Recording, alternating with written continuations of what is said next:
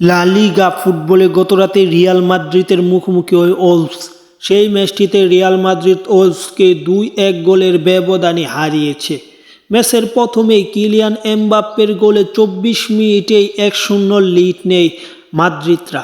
পরবর্তীতে রিয়াল প্রথমার্ধে কোনো গোল করতে পারেনি, বিদায় 1-0 লিড নিয়েই বিরতিতে যায় দুই দল।